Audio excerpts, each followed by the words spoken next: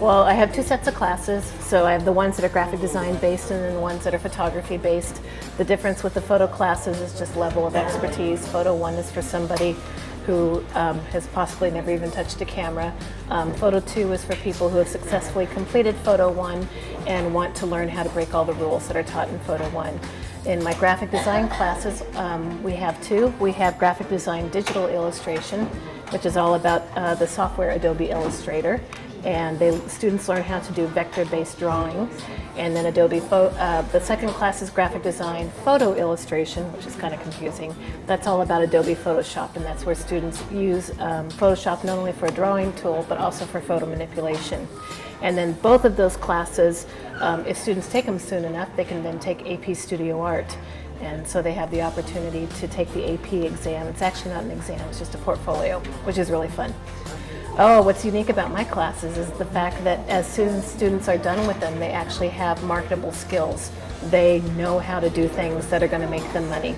And that's a really cool thing. It's a very tangible kind of subject. Art 1 class is for a student who's never had art before and doesn't really know how to do anything but maybe make a dot and maybe a stick figure. And we start with that. We start at the beginning and we teach them everything they need to know in order to draw, to see, because really making art and drawing, etc., it happens in the brain. So you have to learn how to think and see quite differently. And then you develop your skills with your hands so that as your thought process becomes more sophisticated, your hands can work with it. We watch a lot about art history. We talk about different artists and styles. We learn about different mediums. We learn the importance of art. We learn how art actually exists everywhere in every person's life. Clay is amazing and awesome, and you can do a lot with it, and it's very versatile. One of my favorite memories is teaching the kids the wheel. I love teaching kids wheel. We always have a good time. They love messing up in the beginning. They get so frustrated, and then at the end, after they've practiced a lot, they always feel good about themselves. And a lot of kids get frustrated and think things need to be perfect, and it's nice when kids can actually learn that to keep trying, see things to the end and not just quit in the beginning, and that you can have something really amazing at the end. I teach jazz band, marching band, color guard, symphonic band, beginning guitar, intermediate guitar, IB music, both HL and SL. I teach students how to read and perform music.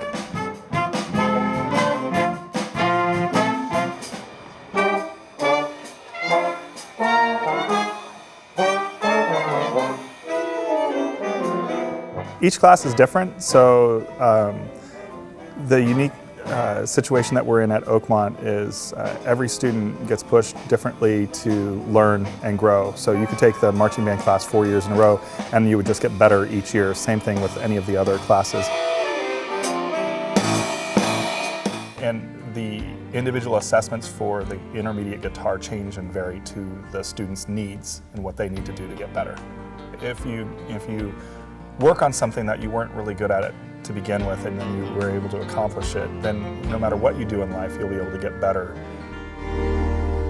And they're really learning how to be critical thinkers as far as how to plan, how to think through certain situations. And I think the biggest thing is the time management, planning ahead.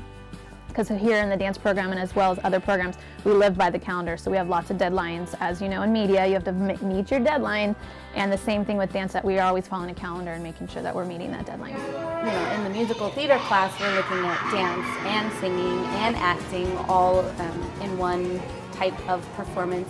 I'm in a unique position that I get to work with the students right from the beginning all the way till the end, oftentimes every semester for 4 years. So I really get to know them, and by the time they leave us, I just watch their full development. Drama classes are fun and they help you develop lifelong friends, and you really incorporate the sense of family into the work you're doing. And it actually creates a really cool sense of community and family between our singers. And so we wind up having kids that, you know, are freshmen all the way up to seniors, and they are friends, and they are able to stay with those friends as they repeat the class year after year. Well, I guess I kind of talked about some of the skills already, but so some of the skills that we build are obviously we build the vocal skills. So we build the breath control, we build the range, we build the tone quality of your voice, and teaching the proper techniques, but then also the music reading skills and the oral skills, which are the skills where you're learning to hear the harmonies and to be able to hold your own unique part, even though the person next to you might be singing another part.